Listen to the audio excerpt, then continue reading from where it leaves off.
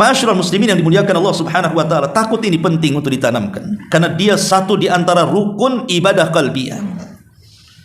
Kita tahu bahwa rukun ibadah hati itu kan 3. Pertama cinta, yang kedua harap, dan yang ketiga takut. Jadi takut ini perkara yang sangat penting. Kenapa demikian? Pertama, karena tidaklah tersifati dengan sifat ini kecuali dia orang yang bertakwa. Kalau dia tidak bertakwa, tidak mungkin ada sifat takut dalam hatinya. Makanya Rasul mengatakan, innila ahsyakum lillahi wala atqakum. Saya orang yang paling takut di antara kalian dan paling bertakwa. Rasul mengiringkan kalimat takut dengan takwa di sini. Kenapa? Karena sifat takut tidak mungkin dimiliki kecuali orang-orang yang bertakwa. Yang kedua, takut ini bisa menjauhkan kita dari segala macam maksiat. Kalau orang tidak memiliki rasa takut, akan diterjang banyak maksiat. Baik maksiat terang-terangan ataupun maksiat tersembunyi-sembunyi, pasti akan diterjang dia, karena dia tidak punya rasa takut kepada Allah Subhanahu wa taala. Dan yang ketiga, takut itu menyebabkan datangnya keikhlasan. Karena hanya orang yang takut itulah yang ikhlas. Tapi sebaliknya, orang yang tidak takut selamanya tidak akan ikhlas. Boleh jadi dia sum'ah, boleh jadi dia ria, boleh jadi dia takabur dan ujub. Tetapi ketika dia memiliki rasa takut, maka tumbuhlah perasaan ikhlas itu. An ta'budallaha ka'annaka tarahu, fa in lam takun tarahu fa innahu yarah.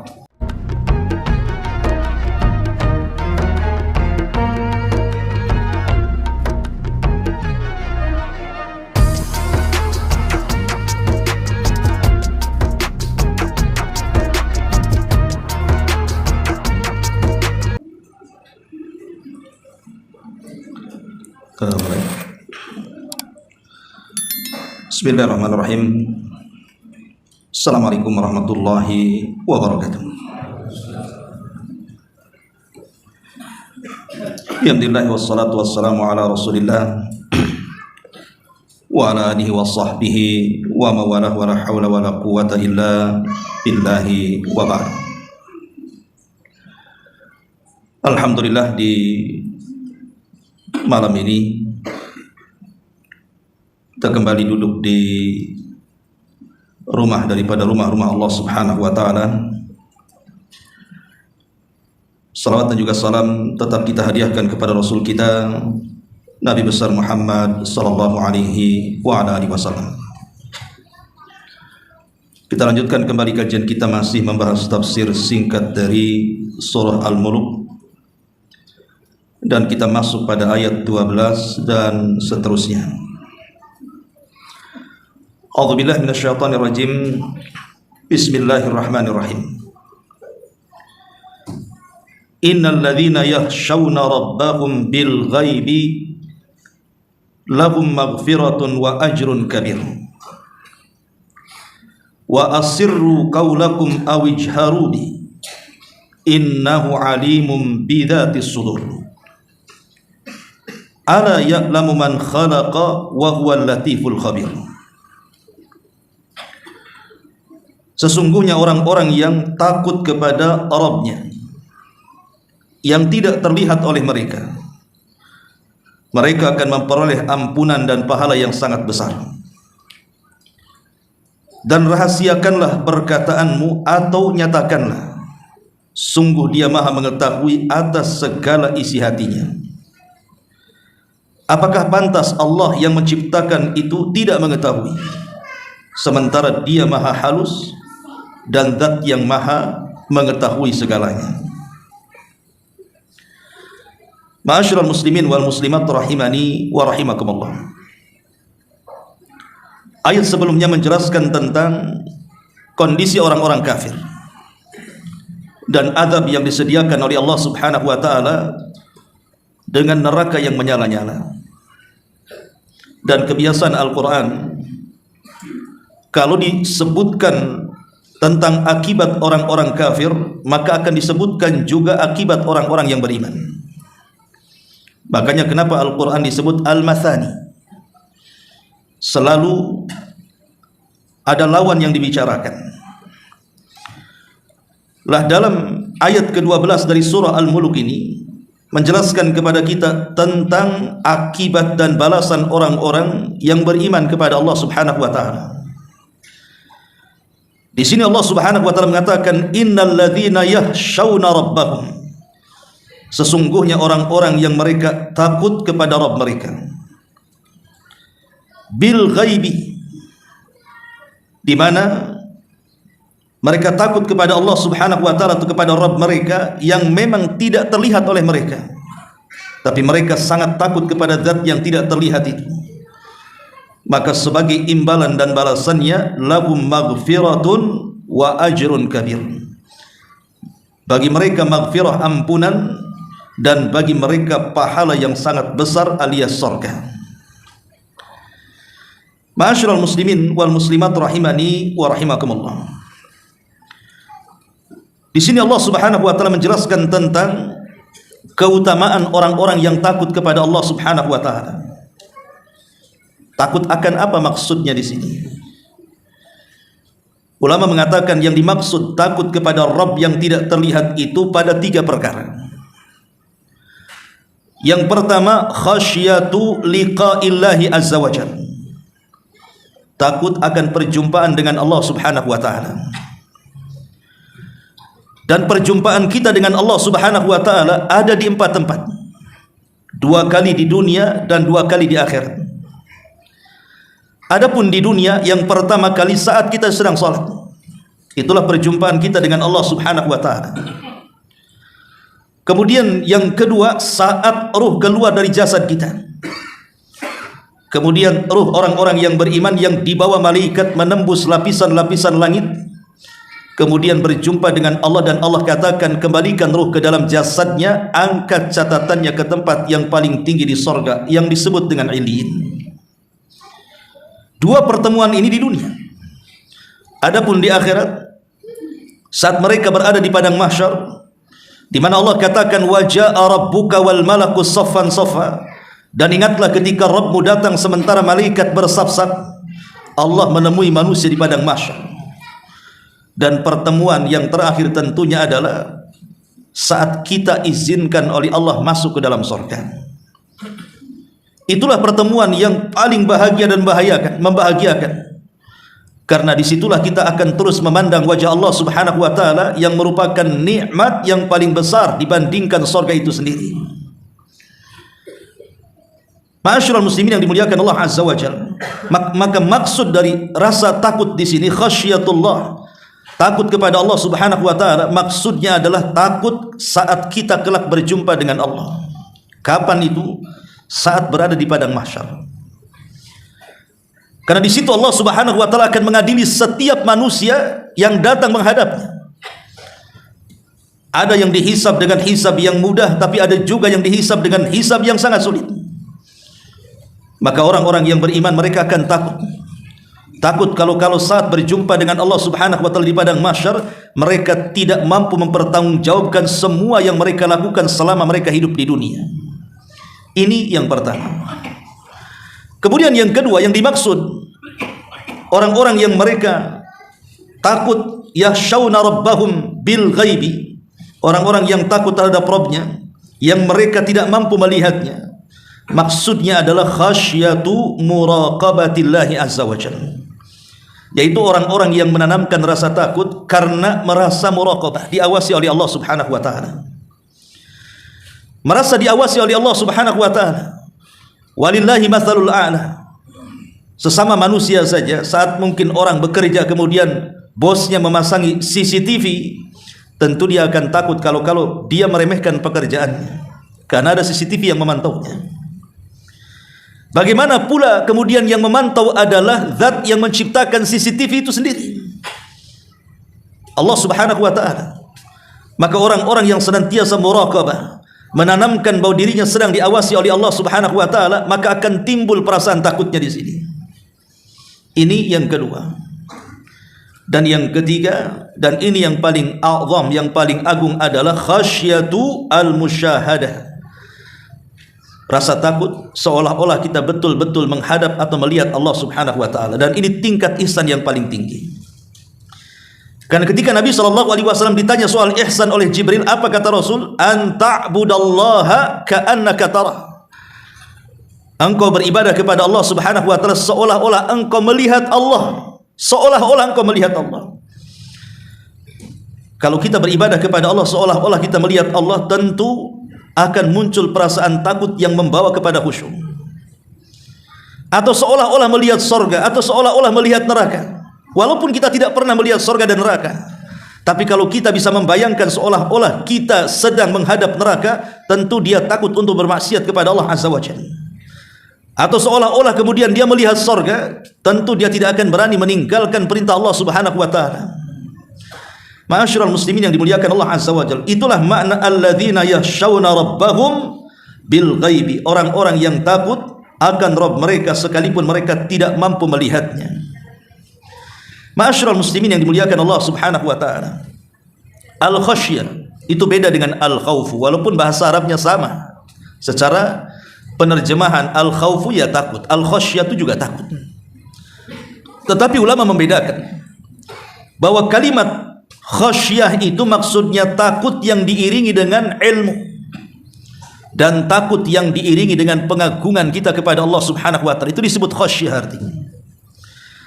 Makanya kenapa semakin dalam pengetahuan manusia kepada Allah, maka semakin takut dia kepada Allah Subhanahu wa taala.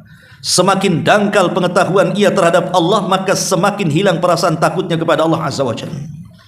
Dari sini Allah Subhanahu wa taala mengatakan innama yakhshallah min ibadihil ulama. Orang-orang yang takut merekalah para ulama. Lihat bahasanya, innama yakhsha, bukan innama yakhaf. Karena khasyah itu diiringi dengan pengetahuan. Makanya manusia yang paling tahu tentang Allah siapa? Rasulullah sallallahu alaihi wasallam. Itulah manusia yang paling tahu tentang Allah.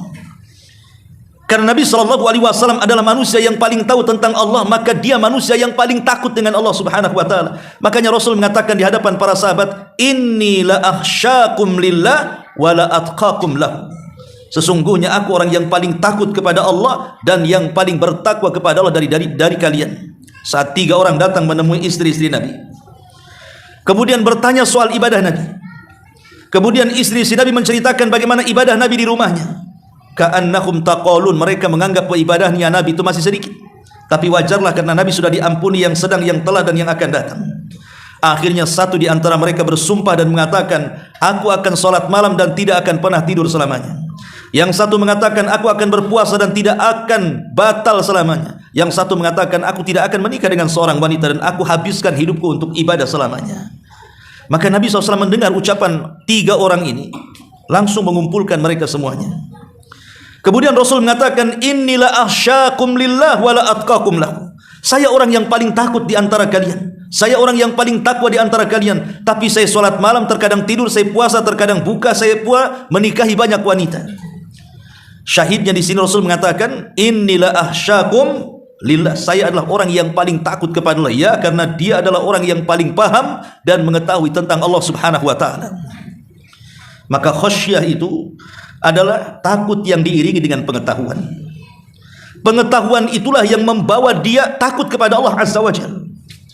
Karena orang jahil itu dia tidak takut karena dia tidak tahu apa yang ditakutkan. Mau takut sama apa, dia sendiri tidak tahu apa yang ditakutkan. Tetapi orang alim tahu apa yang ditakutkan. Karena ketika dia tahu apa yang ditakutkan, tumbuhlah perasaan takut itu. Maka di sini Allah mengatakan, innama yakhshallah min innama alladzina yakhshawna rabbahum bil ghaibi. Orang-orang yang mereka dipenuhi dengan khasyah, perasaan takut kepada Allah walaupun mereka tidak sanggup melihatnya. Perhatikan bahasa Quran. Allah Subhanahu wa taala ketika menyebut kalimat yakhshawna, Allah tidak mengatakan khasyaw, fi'lul madhi, tetapi Allah menggunakan fi'lul mudhari. Karena ada bedanya. Kenapa Allah tidak menggunakan fi'lul madhi tapi menggunakan fi'lul mudhari dalam bahasa Arab? Karena faedah daripada fi'lul mudhari adalah yufidud daimumah, memiliki faedah terus menerus. Artinya orang-orang yang mereka terus menerus, gitu maksudnya, terus menerus memiliki rasa takut kepada Rabb mereka, baik saat mereka berdiri, baik saat mereka duduk, baik saat mereka berbaring. Mereka senantiasa takut kepada Allah Subhanahu wa taala. Baik saat sendirian, baik saat rame-rame, mereka menanamkan perasaan takut kepada Allah Azza wa Jalla. Baik ketika seseorang menampakkan ataupun menyembunyikan wa asirru qaulakum aw ijharu bi, tetap mereka takut kepada Allah Subhanahu wa taala. Itulah sifat-sifat orang-orang yang mereka akan mendapatkan ampunan dan juga pahala yang besar berupa surga dari Allah Subhanahu wa taala. Lahum maghfiratu wa ajrun kabir. Alladzina yakhshawna rabbahum, orang-orang yang mereka takut kepada Rabb mereka. Takut, yang dimaksud takut di sini sebagian ahli tafsir mengatakan takut akan dosa-dosa. Takut akan dosa-dosa yang pertama yang bersifat al-khalawat. Dosa-dosa yang tersembunyi yang kita lakukan tidak ada yang tahu kecuali kita dengan Allah Subhanahu wa taala. Karena dosa yang dilakukan tidak terang-terangan ini membahayakan pahala kita. Nanti pada hari kiamat akan datang manusia dihadapkan kepada Allah Subhanahu wa taala membawa pahala sebesar gunung Tihama. Tiba-tiba faja'alaha haba'an manthura, Allah hilangkan tu pahalanya, tidak tersisa sama sekali. Kemudian para sahabat bertanya, kenapa bisa dihilangkan pahala sebesar gunung Tihama itu wahai Rasul? Maka Rasul mengatakan, karena mereka idza khalau bimaharimillahi intahakuha, kalau mereka bersendirian dan di hadapan mereka terdapat keharaman-keharaman Allah Subhanahu wa taala, intahakuha, mereka pun merobek keharaman itu. Mereka pun menerjang keharaman itu. Karena dia mengira bahwa tidak ada yang tahu apa yang ia perbuat selama ini dari maksiat-maksiat yang tersembunyi. Tapi dia tidak paham bahwa wa asirru qaulakum aw ijharu bi, baik kalian terang-terangkan ataupun kalian sembunyi-sembunyikan, tetap Allah Subhanahu wa taala tahu. Makanya maksudnya orang-orang yang takut kepada Rabb mereka adalah orang-orang yang takut ketika mereka terkena dosa-dosa khalawat. Dosa-dosa yang tidak ada yang tahu kecuali kita dengan Allah Subhanahu wa taala. Ataupun yang dimaksud di sini dosa-dosa qalbiyah, dosa-dosa yang di dalam hati kita. Jadi orang-orang yang takut kepada Rabb mereka sementara mereka tidak bisa melihat Rabb mereka, maksudnya takut akan dosa-dosa yang tersembunyi yang ada dalam hati kita. Seperti hasad, dengki, iri, dendam dan yang semacamnya. Dia berusaha untuk menghilangkan penyakit-penyakit hati karena mereka takut kepada Allah Subhanahu wa taala. Ataupun dosa-dosa yang manusia tidak melihatnya. Boleh jadi mungkin dia mencuri tengah malam, manusia tidak melihatnya, atau mencopet, atau mungkin seorang suami selingkuh dari istrinya karena istri tidak melihatnya, atau mungkin sebaliknya, dan begitu seterusnya. Maka orang-orang yang takut akhirnya mereka pun terhindar dari dosa al-khalawat ataupun dosa qalbiyah atau dosa la yarahan nas yang manusia tidak melihatnya. Maka Allah Subhanahu wa taala katakan lahum maghfiratun wa ajrun kabir. Maka bagi mereka maghfirah, ampunan, dan juga pahala yang sangat besar. Ma'asyiral muslimin yang dimuliakan Allah Subhanahu wa taala, takut ini penting untuk ditanamkan karena dia satu di antara rukun ibadah qalbiyah. Kita tahu bahwa rukun ibadah hati itu kan 3. Pertama cinta, yang kedua harap, dan yang ketiga takut. Jadi takut ini perkara yang sangat penting. Kenapa demikian? Pertama, karena tidaklah tersifati dengan sifat ini kecuali dia orang yang bertakwa. Kalau dia tidak bertakwa, tidak mungkin ada sifat takut dalam hatinya. Makanya Rasul mengatakan, innila ahsyakum lillahi wala atqakum. Saya orang yang paling takut di antara kalian dan paling bertakwa. Rasul mengiringkan kalimat takut dengan takwa di sini. Kenapa? Karena sifat takut tidak mungkin dimiliki kecuali orang-orang yang bertakwa. Yang kedua, takut ini bisa menjauhkan kita dari segala macam maksiat. Kalau orang tidak memiliki rasa takut, akan diterjang banyak maksiat. Baik maksiat terang-terangan ataupun maksiat tersembunyi-sembunyi, pasti akan diterjang dia karena dia tidak punya rasa takut kepada Allah Subhanahu wa taala. Dan yang ketiga, takut itu menyebabkan datangnya keikhlasan.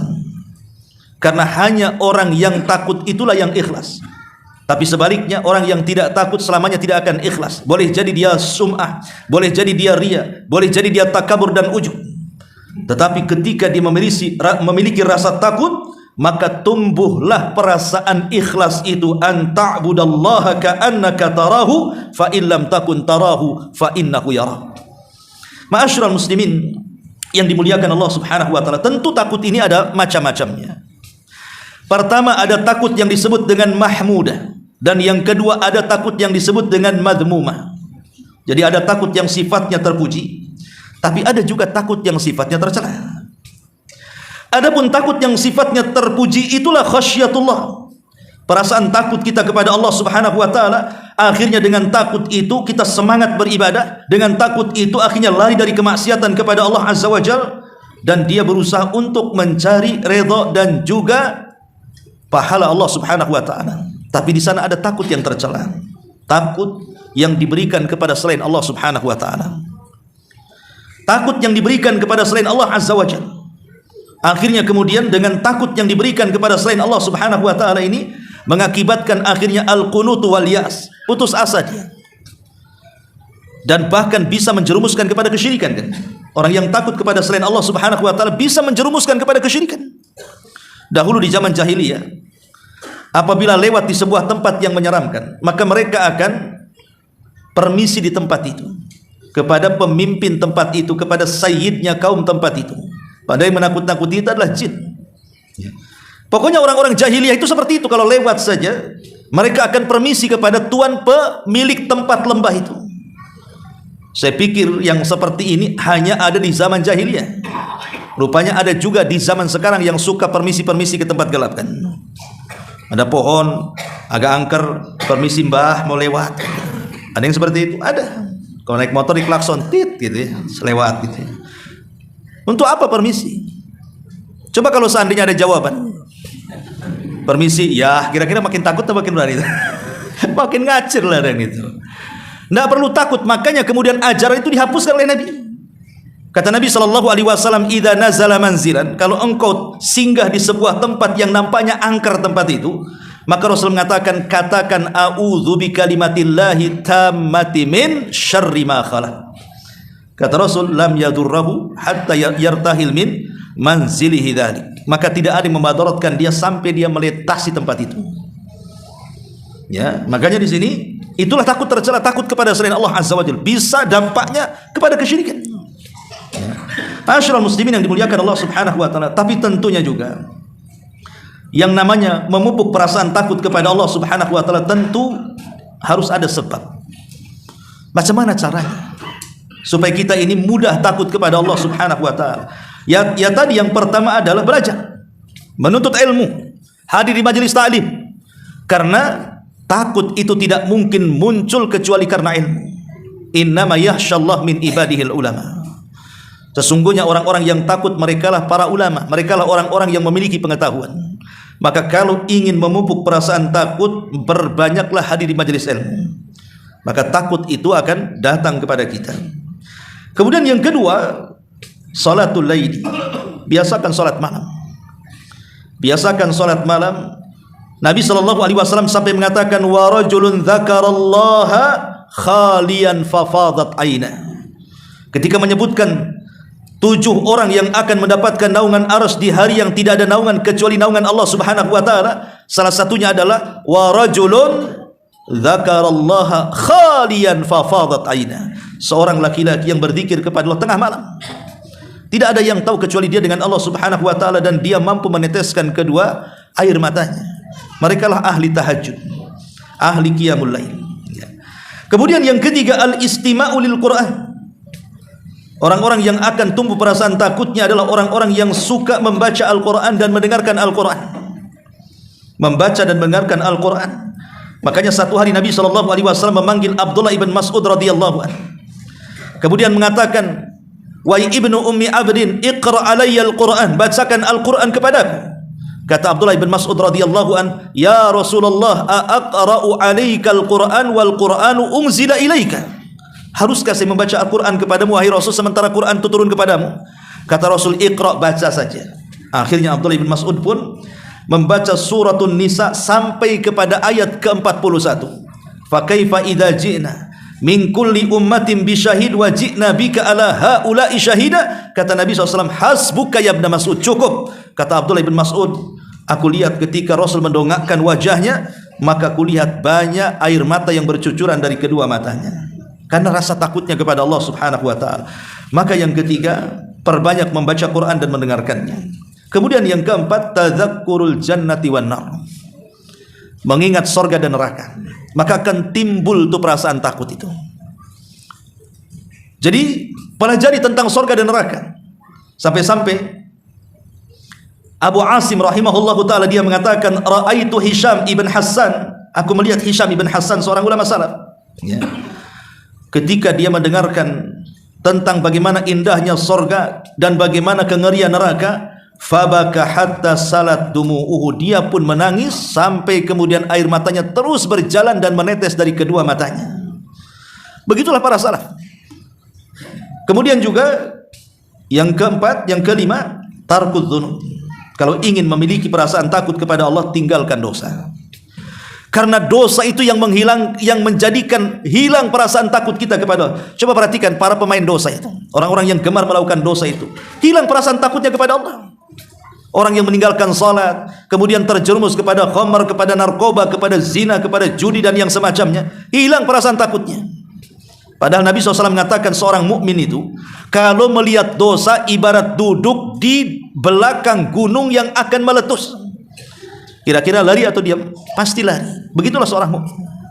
Tapi orang fajir, kata Rasul, ketika melihat dosa itu kayak lalat nemplok di hidung kemudian ditepak balik lagi. Artinya kalaupun dia menyesal, itu bukan tobat tapi tomat. Habis tobat kumat tuh. Itulah orang-orang fajir seperti itu. Makanya kalau ingin terpupuk perasaan takut, tinggalkan dosa. Kemudian yang ke-7, sama'ul mawaid. Biasakan mendengar kajian-kajian, wejangan-wejangan, nasihat-nasihat. Karena terkadang hati ini ada iqbal, ada idbar. Kata Abdullah bin Mas'ud radhiyallahu anhu, hati manusia itu terkadang ada iqbalnya, menerima nasihat. Terkadang ada idbarnya, menolak nasihat. Jadi ketika antum ini hatinya sedang lapang, hadiri majelis ta'lim, dengarkan apa yang dinasihatkan oleh guru-guru kita. Maka itu akan terpupuk perasaan takut kepada Allah Subhanahu wa ta'ala. Lah inilah kata para ulama di antara pendorong-pendorong kalau ingin kita menanamkan perasaan takut kepada Allah Subhanahu wa ta'ala. Ma'asyiral muslimin yang dimuliakan Allah Subhanahu wa ta'ala. Dan biasanya perasaan takut ini akan membuahkan air mata yang tidak akan tersentuh oleh api neraka. Nabi SAW mengatakan, al-ainani la tamassahumun naru. Ada dua air mata yang tidak mungkin disentuh oleh neraka. Maka Nabi SAW mengatakan salah satunya ainun bakat min khasyatillah, mata yang menangis karena takut kepada Allah Subhanahu wa ta'ala. Ma'asyiral muslimin yang dimuliakan Allah Subhanahu wa ta'ala, tentu tangisan-tangisan karena takut kepada Allah Subhanahu wa ta'ala ini macam-macam jenisnya. Kalau kita takut sampai meneteskan air mata, maka takut kita ini luar biasa, bisa menjadikan neraka jauh dari kita. Bagaimana caranya supaya kita bisa meneteskan air mata? Apakah diletakkan balsam biar dia nangis kan itu, atau diletakkan cabai ya, atau mengiris bawang di depan matanya gitu ya? Bukan itu.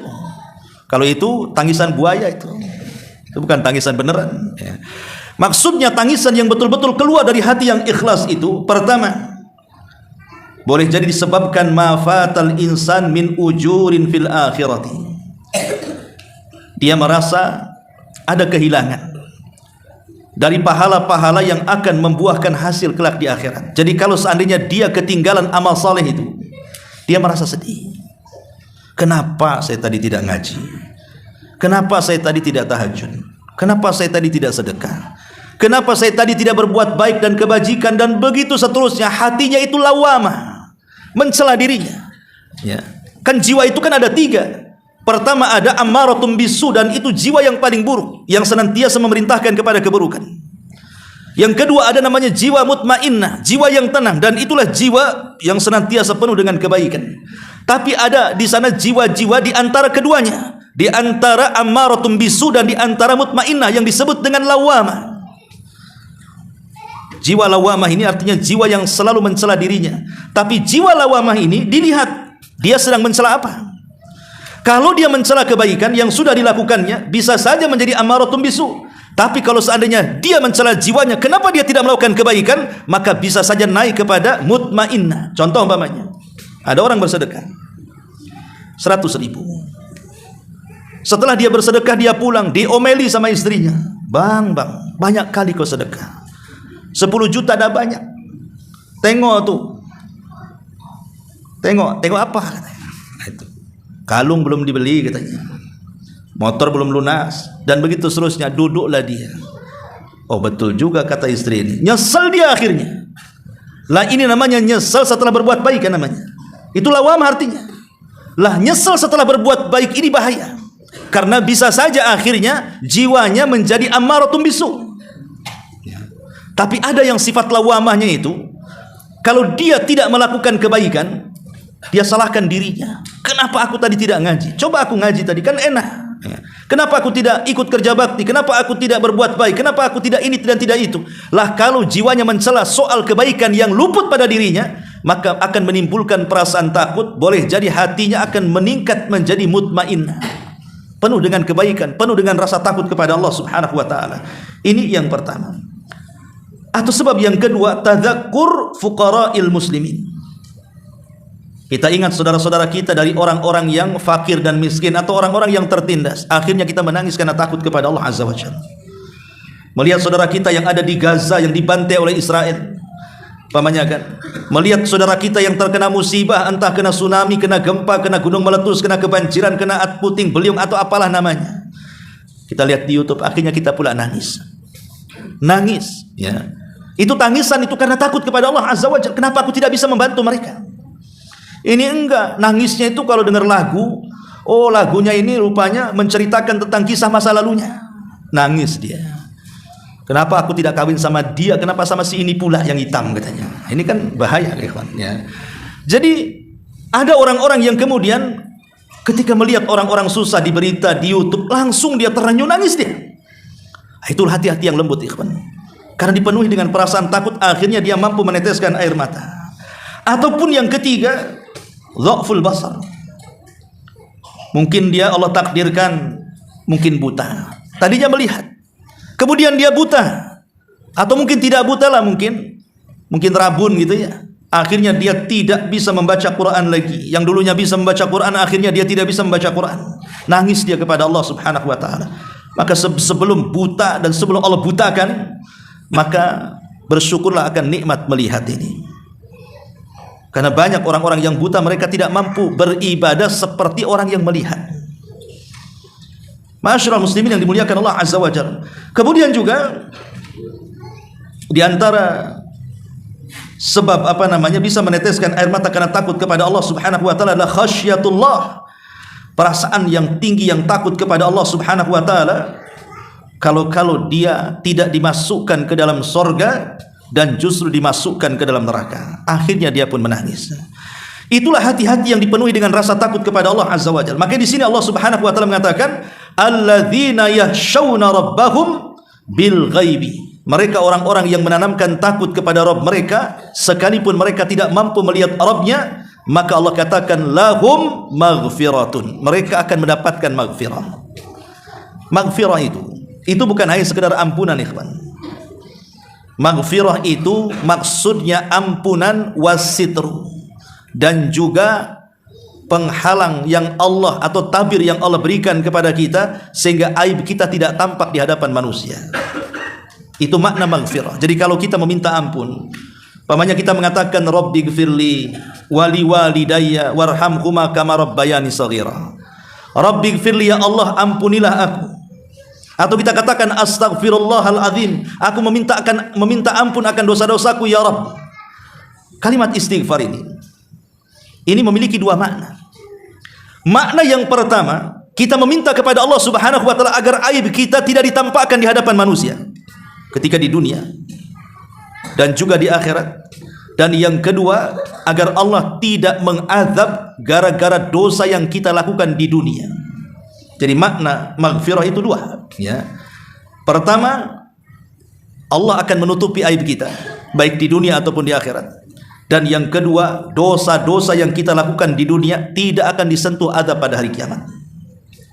Makanya beruntunglah orang-orang yang meminta ampunan kepada Allah, kemudian Allah ampuni dosa-dosanya, karena aibnya akan ditutup dan dosanya tidak menjadikan dia diazab.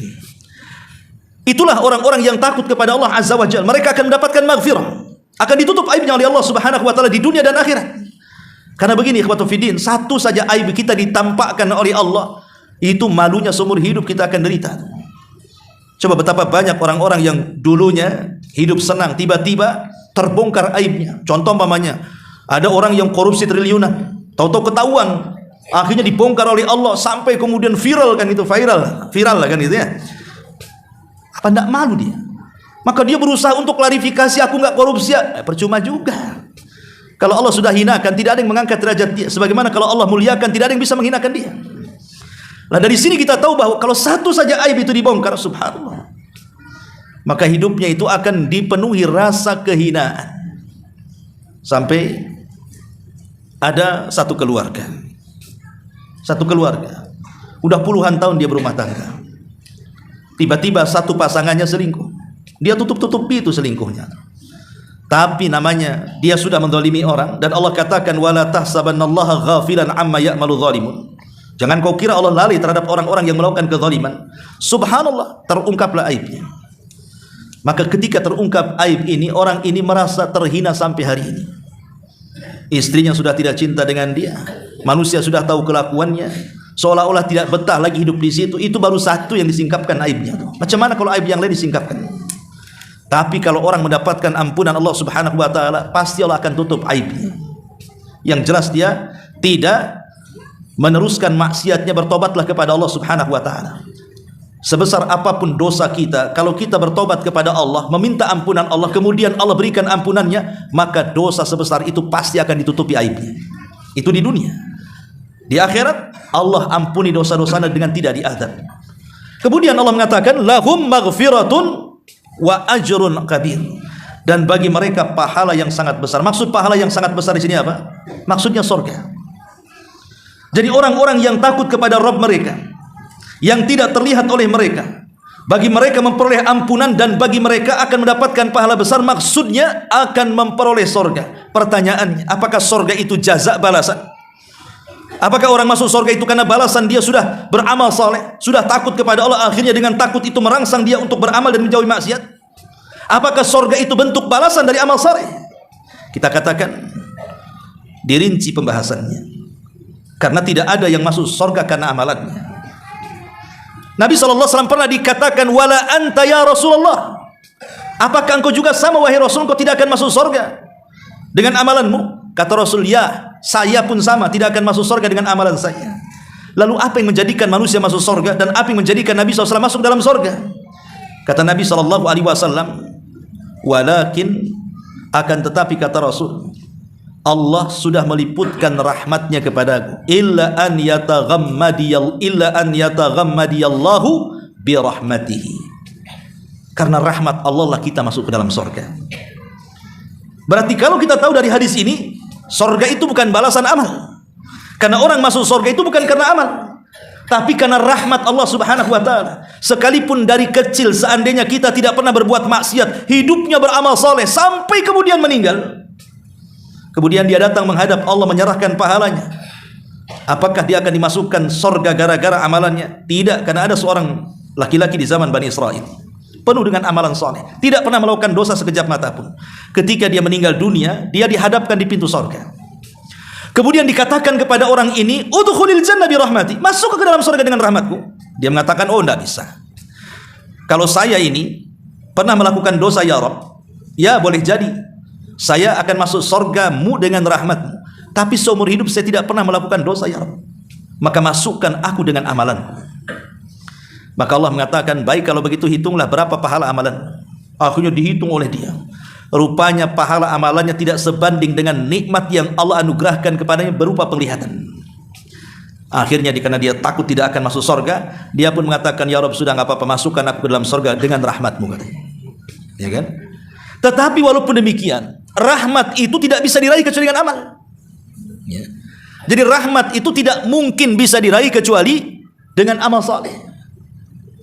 Ma'asyiral muslimin yang dimuliakan Allah Azza wa Jalla. Tapi perhatikan ayat ini, ada rahasia makna yang dalam, ikhwan. Di sini Allah Subhanahu wa taala mengatakan, dan orang-orang yang mereka menanamkan perasaan takut kepada Rabb mereka, sekalipun mereka tidak bisa melihat Rabb mereka, bagi mereka ampunan dan juga surga. Seolah-olah Allah ingin katakan, seandainya ada orang yang berlaku maksiat. Hidupnya penuh dengan kemaksiatan kepada Allah Azza wa Jalla. Dan dia tidak pernah melakukan kebaikan karena hidupnya dipenuhi dengan maksiat. Tiba-tiba satu hari dapatlah hidayah masuk ke dalam hatinya. Dia pun menyesal dengan perbuatan dosanya, akhirnya menangis. Penuh dengan rasa takut kepada Allah Azza wa Jalla. Kalau Allah takdirkan dia meninggal, maka dia akan dimasukkan ke dalam surga. Walaupun hanya semata-mata takut. Karena ada hadis. Dahulu di zaman Bani Israel, ada seseorang yang sudah melampaui batas kehidupannya, tidak pernah berbuat baik, dosa dan dosa saja hidupnya. Ketika sebelum matinya dia takut, pasti aku masuk neraka nih. Dan pasti kalau masuk neraka, pasti Allah akan azab dengan azab yang belum pernah terjadi kepada siapapun kecuali kepada aku, katanya. Maka dia kumpulkan anak-anak yang mengatakan, kalau aku mati, bakar jasadku. Bakar jasadku. Kemudian abunya kalian lempar di semua air lautan di dunia ini. La in qadarallahu, katanya. Kalau Allah takdirkan dia mampu menghidupkanku, katanya, pasti dia akan mengadab aku dengan adab yang belum pernah diadab siapapun di alam semesta ini. Akhirnya betul-betul ketika dia mati, wasiatnya dilaksanakan oleh anak-anaknya. Ketika sudah jadi abu, maka abunya disebar di semua pantai dan lautan. Dia salah, Allah itu ala kulli syai'in qadir. Maka ketika debu-debu itu sudah dihempas di semua lautan dan juga pantai, maka tiba-tiba Allah kumpulkan semua debu-debu itu, kemudian diciptakan kembali menjadi dirinya dan dihadapkan kepada Allah Subhanahu wa taala. Maka Allah katakan, ya fulan, apa yang kau lakukan dengan wasiatmu itu? Kenapa kau lakukan seperti itu? Apakah kau enggak yakin aku bisa menghidupkan kamu dengan caramu itu? Maka dia mengatakan, ya Rabb, khasyatuka, karena takutku kepadamu ya Rabb. Jadi dia berwasiat kepada anak-anaknya seperti itu karena perasaan takut yang mendalam. Akhirnya dia berwasiat seperti itu. Maka kemudian Allah mengatakan, kalau memang takutmu benar, takutmu jujur dan Allah tahu tentang kejujurannya, akhirnya Allah pun memasukkan orang ini ke dalam surga karena perasaan takutnya. Lihat, semata-mata takut saja mereka akan dapat ampunan dan mereka akan mendapatkan surga. Maka siapapun yang melakukan dosa, kemudian dia ingin tobat dari dosa itu, kemudian tumbuh perasaan takut, maka yakinlah orang-orang itu akan mendapatkan ampunan dan yakinlah orang itu akan mendapatkan surga dengan syarat apa? Dia tidak melanjutkan dosanya. Dia tidak tajarrah, berani dengan dosanya. Dan dia menghentikan dosanya. Saya akan contohkan. Nabi Allah Adam alaihi salatu wassalam dengan iblis laknatullah alaihi, itu kan dosanya berbeda. Kalau dosanya Adam alaihi salatu wassalam itu karena melanggar larangan. Allah katakan, wala taqraba hadhihi syajarah, jangan kau dekat-dekat pohon ini Adam. Didekati pula sama si Adam, dimakan pula buahnya. Itulah dosa Nabi Adam, melanggar larangan. Tapi dosanya si iblis bukan melanggar larangan, tapi dia membantah perintah, membangkang perintah. Kata Allah, sujud kau iblis. Wa idh qala rabbuka lil malaikati isjudu li Adam fasajadu illa iblis. Ketika Allah menyuruh sujud, kau iblis tak mau sujud pula. Berarti dosa iblis itu apa? Membantah perintah. Karena dosa di dunia itu cuma dua, mungkin melanggar perintah ataupun mengerjakan yang diharamkan, kan begitu? Dosa itu cuma dua saja. Allah perintahkan sesuatu, antum melanggar. Allah larang sesuatu, antum kerjakan. Ya. Itulah dosa, karena dari dua orang ini, dari dua makhluk ini. Iblis, kata Allah, sujud, tak mau sujud. Berarti dia melanggar perintah. Kemudian Allah mengatakan kepada Adam, jangan kau dekat-dekat ini ya Adam ya. Ini larangan loh ya. Diterjang pula larangan itu. Tapi lihat dua makhluk ini. Ketika Adam alaihi salatu wassalam, dia mengakui dosanya. Dia bertobat kepada Allah Subhanahu wa taala. Dia hentikan tobatnya karena takut kepada Allah Azza wa Jalla. Fataba alaihi innahu huwa tawwabur rahim. Allah ampuni dosa-dosanya. Allah berikan maghfirahnya dan Allah sediakan ajrun kabir, pahala yang sangat besar. Tapi iblis yatajarra. Iblis kurang ajar. Setelah diusir dari sorga, bukannya dia bertobat, malah bersumpah dan menyalahkan Allah dan mengatakan, wa bi'izzatika, dan demi kemuliaanmu ya Rabb, katanya, aku akan sesatkan tuh. Bukannya tobat malah tajar, kurang ajar kan? Ketika dia kurang ajar, akhirnya Allah laknat iblis sampai kiamat dibangkitkan. Dari sini siapapun yang melakukan dosa, kemudian tertanam perasaan takut, kemudian tobat dan berhenti dari dosa, lahum maghfiratun wa ajrun kabir. Mereka dapat maghfirah dan dapat pahala besar. Tapi kalau dia maksiat, timbul perasaan ingin tobat, tapi tak tobat-tobat, malah lebih kurang ajar, maka mafhum mukhalafahnya mereka tidak akan mendapatkan ampunan dan mereka tidak akan mendapatkan pahala besar alias surga. Dan Allah katakan orang-orang yang bermaksiat seperti ini mereka tidak paham Allah itu mengetahui segalanya. Makanya Allah mengatakan wa asirru qaulakum aw ijharu bih innahu alimun bidzati sudur. Mau kalian rahasiakan, mau kalian terangkan, Allah itu maha mengetahui segalanya. Baik amal soleh ataupun dosa. Antum ngaji keras-keras, Allah tahu. Antum ngaji pelan-pelan, Allah tahu. Antum zikir keras-keras, Allah tahu. Antum zikir dalam hati, Allah juga tahu. Antum berdakwah dengan lisan, antum, Allah tahu. Antum berdakwah dengan hati dengan mendoakan, mengingkari sebuah kebenaran, Allah tahu. Allah tahu segalanya. Atau maksiat yang antum lakukan terang-terangan, Allah tahu. Atau maksiat yang antum tidak lakukan terang-terangan, Allah tahu. Allah itu alimun bidzati sudur. Semua yang tersembunyi dalam hati kita itu Allah tahu. Ya. Makanya Allah mengatakan wa asirru qaulakum aw ijharu bi. Silahkan tampakkan atau sembunyikan ataupun terang-terangan. Lihat bahasa Al-Qur'an, Allah mendahulukan kalimat wa asirru baru kemudian aw ijharu. Kenapa Allah dahulukan kalimat asirru? Kalimat sembunyi baru bicara terang-terangan. Karena amalan yang tersembunyi itu lebih mulia dibandingkan amalan yang terang-terangan. Ikhlas itu di mana tempatnya? Dalam hati, tersembunyi atau terang-terangan? Tersembunyi. Makanya kalau ada orang mengatakan ikhlas antum, ikhlas, orang ini jangan dikatakan ikhlas, dusta antum. Karena ikhlas itu bukan di lisan. Ikhlas kok ikhlas. Ikhlas sampai 1000 kali dia ngomong ikhlas.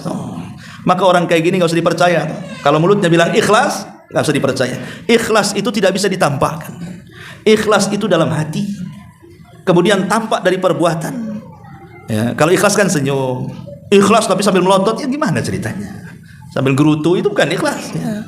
Artinya ketika Allah mendahulukan asirru, artinya sembunyi-sembunyi baru terang-terangan, karena amalan yang sifatnya sembunyi-sembunyi itu lebih afdal dibandingkan amalan yang terang-terangan. Sedekah sembunyi-sembunyi lebih afdal dibandingkan terang-terangan. Kata Rasulullah, sadaqatus sir tudfi'u ghadab rabb. Sedekah yang tidak terang-terangan itu bisa menutup kemurkaan Allah Subhanahu wa taala. Begitu juga amalan-amalan yang lainnya. Salat malam itu lebih afdal dibandingkan salat siang. Tahajud itu lebih afdal dibandingkan duha. Makanya seafdal-afdal nafilah setelah wajib itu tahajud. Kenapa? Karena rata-rata tahajud itu tidak terang-terangan, tersembunyi di tengah kegelapan. Sementara duha ini sudah terang, tampak oleh manusia. Dan Allah akhiri ayatnya ala ya'lamu man khalaqa wa huwal latiful khabir. Apakah pantas Allah yang menciptakan itu tidak mengetahui? Ini istifham ingkari. Tidak mungkin Allah yang menciptakan tidak tahu yang diciptakannya. Pamannya ada, saya ini buat produksi sepeda motor. Tentu saya yang memproduksi, saya tahu onderdil motor. Saya memproduksi mobil. Yang memproduksi tentu tahu onderdil mobil kan? Sama, Allah menciptakan kita. Allah tahu tentang kita. Ya. Nggak mungkin Allah nggak tahu. Allah tahulah kan gitu. Pamannya ibu-ibu nih buat kue. Ya. Pasti Allah, ibu-ibu tahu apa bahan kuehnya, apa tepungnya, berapa campurannya. Ibu tahu karena ibu yang menciptakan kue itu kan. Maka siapapun yang menciptakan pasti dia tahu dengan ciptaannya. Walillahi matsalul a'la. Maka Allah Subhanahu wa taala jauh dibandingkan makhluknya. Allah tahu semuanya karena Allah yang menciptakan kita. Yang tersembunyi dari kita Allah tahu, yang terang-terangan dari kita Allah tahu. Ala ya'lamu man khalaqa wa huwa, karena dia zat yang maha halus. Maha halus. Al-khabir. Al-khabir ini lebih dalam dibandingkan al-alim. Karena alim itu yang tampak, tapi khabir itu yang tersembunyi. Seolah-olah Allah ingin mengatakan Allah maha tahu yang tersembunyi dalam dada-dada kalian, atau saat kalian bersembunyi dari manusia, Allah tahu karena dia al-khabir. Dan juga al-latif, maha lembut, selembut apapun Allah tahu. Maka disinilah tertanamlah sifat muraqabah sehingga muncullah perasaan takut kepada Allah Subhanahu wa taala. Subhanallah bihamdika asyhadu an la ilaha illa anta astaghfiruka wa atubu ilaik. Allahu taala alam. Assalamualaikum warahmatullahi wabarakatuh.